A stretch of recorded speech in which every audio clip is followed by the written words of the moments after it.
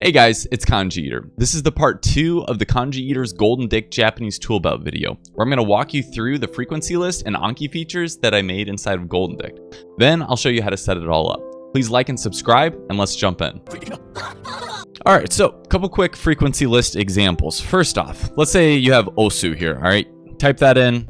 Results that you get back. This is the one that G-Show recommends, but what does our frequency list tell us? Well, first off, there are 15 different results that are coming back from the frequency list. Not too surprising since it's a short, simple word, 2 kana, and no kanji in it. So there's a lot of possibilities. So when I clicked on that, it took me right down to where the frequency list starts. And I can start reading through this and saying, oh, the most common one probably is this push one, the one that G-Show recommended.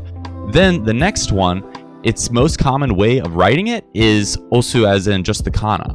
So, but that's actually coming from a different word, which is kind of interesting. So this is actually the male gender. So you can click on that, and now you will only get results for osu as the male gender, and it will also filter that. Here's another example that I actually ran into the other day, aichaku. So I'm going through these definitions, and I notice, oh, this one doesn't have any stars on it, but this one does. And then I notice, oh, that's because there's actually a different reading here for the same kanji. So as far as I know, that this is a KanjiEater exclusive. I don't think any other dictionary apps currently are using the readings to actually indicate whether or not it's the same frequency or not. So this will actually help you keep up momentum when you see, oh, this doesn't actually appear in my frequency list. I can probably just skip that for now and look at the more common one, which is aichaku. And then jump down to the frequency list. You can also just see that there's only one, as was indicated. All right, so I just put in nisankatanso, and that didn't show up inside of my frequency list. But it did show that in a lot of my cards, this shows up. So let's jump down and see what this is about. So first off, you can probably guess that because this is basically a compound word, it's not going to show up in the frequency list. However, you can see that from my Anki cards, they kind of work as their own frequency list. I can see that this was in JoJo, I can see that this was in Hataraku Saibo, Yu Yu Hakusho. Let's see what other images can I recognize, more JoJo. So you can see that it actually shows up in a lot of places that I actually want to be able to understand. So maybe it would be worthwhile taking in, even if this doesn't show up in my frequency list. So suddenly your subs to SRS or your sentence bank inside of Anki is now this queryable thing where you can see plenty of examples where this already exists inside of series that you like. Again, I mentioned this in part 1, but the color coding here is that a green is one that I'm already reviewing, so you can see this has a due date on it. And then yellow is because it's suspended, so in my case, I'm not using it. And then the blue is that it's not suspended, and therefore for me that means it's in a learning queue, right? I'm going to be learning that word soon. Now let's say that we click on one of these over here.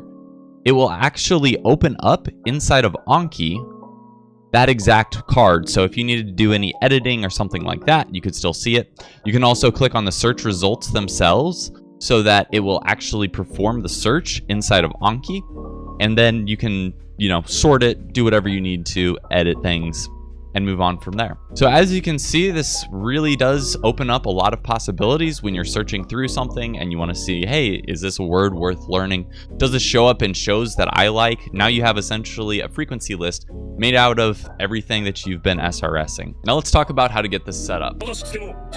First off, link is in the description for this ReadMe, so feel free to follow along with this as I go through it. What I'm going to do this time is a little bit different. I'm going to, instead of just going through the ReadMe, I'm going to actually build out what it is we're building towards. This Anki piece takes a few more parameters, and it would be really easy to mess up, so I want to make sure to build up to it. So if you make a mistake along the way, you'll know exactly which piece went wrong, and then you can correct it accordingly, okay? So this is what we're actually building towards. This is the single command line for it. And then there are multiple parameters inside of it that are going to be required. I will also say, if we move back to the ReadMe quickly, at the very end, or at least somewhere in it, should be above the frequency piece, or if I might move this to the top. There is a part that says example for Anki, and it shows exactly what it looks like when you put everything together. So the required pieces are input, Anki media, search, and fields. And those correlate to these command line parameters. So it's dash dash input dash dash Anki media, and then space, and then whatever goes inside of it. Okay. So we're going to go ahead and walk through. Again, if you've already done part 1, then this part should be really smooth. Highly recommend you check out part 1 first. So let's build up towards this. Okay. So the first piece of this is that you need the path where this executable lives. So this is what got downloaded when in part 1 you downloaded that Anki add-on. So this is the same way that you set up everything else. Might have been a while since you've done that, but go ahead and find this path on your computer. So in my case, so if I type this into mine on my computer, it will show up and give me this, right? So make sure that you can put this into a Windows Explorer, and it should show up that there's this folder, and inside of it is Anki search win.exe. Okay, that's the first step. So then the next step is we're just going to combine input and GD word. So I'm going to take this and I'm just going to make sure it's all in one line, delete any additional spaces. So there's one space in between there, one space in between here, and then no spaces at the end. You might have noticed in my part 1 that I had like an extra space here that wasn't really a space. It was like an extra line, which made where I'm about to paste this to extra thick. And you don't want that. You want to make sure that there's no additional characters here at the end of your command line. Okay, and if you just did this right here, you would essentially be getting Zen results. So what you want to do is you want to also take this part and add that in here. So let's go ahead and do that. So now I have the most basic search that I could perform on Anki. Now let's move over to the dictionary section. Go over to programs like we did before. We're going to just copy this, whatever you had so far, and let's set this up just like we did in part 1. It's enabled HTML, and then you give it some name, and then you paste that in there. And notice right now all I have is input and GD word. And then you're going to go over to groups, and it's going to ask you, do you want to save that? Yes, I do.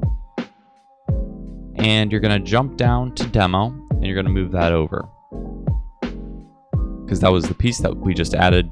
Take over whatever you named yours. I'm going to actually add mine to my demo group. It looks like I already did. And then I'm going to press OK on that. And now we get our results. And let's take a look at what came back in the demo. So frequency list is already working. And then you can see it's just giving back whatever I searched, iChaku. And all I'm seeing is the due date right now. So that's the default. So at this point, we know that Anki Connect is working because I'm getting things back from this. Anki must be running for this to be working, right? And it's also showing that whatever I'm searching for here is giving back the same results that I would expect from an Anki search result. So if I go into Anki, now I can start actually crafting some sort of query. So I already have one right here that I was using. And if I do a search, so you'll see that mine right here, I'm actually doing a search by deck because I don't want every deck to come back. Like I don't care if my RTK results come back. I just want my sentence cards essentially. And you can have, like I can't go through all of the syntax for the Anki search here. There is a link to that in the ReadMe to the Anki's manual where they go in depth with it. But any of these things like vocab, you can, any of these fields, you can put in whatever word that you would want to search. And like, I guess first, let's just try the search like we really would inside of Anki, right? So get a working search. Anki froze on me. Oops. Let's just type in iChaku. Oops. And so what this part here is doing for me is I'm searching both the vocab field and the expression field. So if it exists in vocab or it exists in expression, and it can be anywhere in it. So it doesn't just have to be just Ichaku. Like if I just searched instead for like the kanji, this is going to bring back a lot more results, right? And that these Ichaku results will also be in there because that character's in all of these. Let's try that out real quick. And you can see I got 2,000 results back from that. But in it was that original result. Now if I type in Ichaku, you can see that if I was going to do this sort of thing, like check what cards I had in Anki, this would be really time consuming to do it in 2 fields. But this is going to essentially act as a saved search inside of where we're actually going. So this GD word is going to replace whatever was inside of here. Okay. And then you're going to wrap whatever your query was, whatever works inside of here, just wrap that inside of quotes. Okay. So we have double quotes. So you can use single quotes inside of it. You can't use double quotes inside of it. No double quotes. Just wrap the whole thing in double quotes, and anything inside is single quotes. All right. Now we can take this and we can jump over to our dictionaries, programs. You can see what we had before. I'm just going to replace what I had with the search with this longer one. I'm going to hit OK. And let's see what we get now. All right, we get the same thing because I was searching the same thing, but now there are more isolated results, right? It might have been searching, actually, I think it was searching more fields before. Things like my definitions, monolingual definitions, and that sort of thing. So now we have a limited search to that. So you could have also done this, add that in there. And then the next piece of this, let's go ahead and add these fields in here. So the fields are documented, which ones are valid inside of the README. The important thing here is any of those fields that I was showing off, like vocab, expression, those custom ones that you named yourself on whatever note type you used, or maybe you're using some pre-made note type, it's going to match those, right? Whatever was inside of your Anki right here, expression, reading, vocab, those. Then there are also just some built-in ones. Again, this is all documented on the README. In this section, there are things like due date, some of the more technical ones. Due date's always going to be your first one. So just go ahead and put that in. And then the deck name I also keep in there because, and I do recommend other people do this, organize your cards by decks. I know there's some mixed signals being given in the Anki community, whether you should just use tags or just use decks. I have 800,000 cards inside of Anki. That's not a joke. You heard that right, folks. If I just go to all of my decks, I have 800,000 cards. All right. That's a lot. And I don't have any performance problems, but even though they're all split up by deck. So don't be worried about splitting things up by deck. I will say if you add that many cards, Anki Connect is not going to allow you to sync once you get past like 250 megabyte collection. You have to get a lot of cards though. Not too many people are going to get that high, and once you do, you can worry about it. It won't. It shouldn't surprise you. All right, but anyways, fields, due date. You just copy this in. These are all separated by space now. Okay. Go ahead and press OK. Now let's see what happens. All right, this is what I was expecting. We got back the additional fields that we added in, and our images aren't working yet because we haven't added in the Anki media path yet. So if you've gotten this far, good job. Let's go ahead and make images work. So disclaimer, whatever you might have inside images in other fields right now, but if you want images to work inside of the GoldenDict, the only way that I have it right now set up, and this could be changed in the future, but I would recommend people just name their field image for now. That way they can take advantage of this feature right now. So if you named it snapshot or something else, you would have to rename this to image, but that is the reality of the situation right now. So let's go ahead and add this in here. This piece is going to be, and I show in the README again how to build this up, but it's going to be, everything's going to be wrapped in quotes. Okay, I have single quotes. I think you could do double quotes too. It shouldn't be a problem.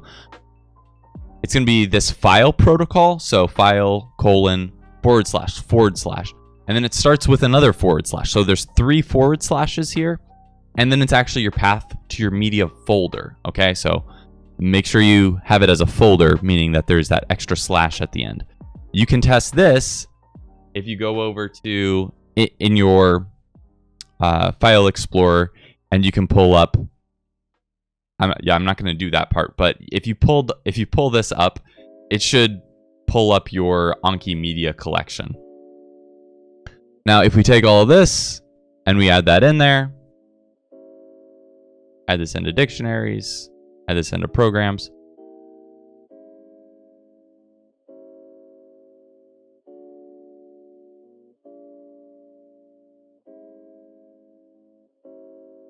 And now everything works as expected now that we've added in this Anki media piece to it. So you should be able to see your images, and now at a glance you can get a feel for where words are coming from, how they look, how they feel. So one other quick note, I do recommend that you actually have a specific vocab field inside of your Anki cards. It has a lot of benefits in other utilities, like other Anki add-ons, but specifically in this, it would allow you to search for things de-inflected that might not show up if they were conjugated inside of like just an expression. And that wraps it up. Please do give the video a like and subscribe. And if you want more content like this, please do consider subscribing on Patreon. Other than that, expect more software and Deep Weeb podcasts soon. Thanks, guys. Have a good one.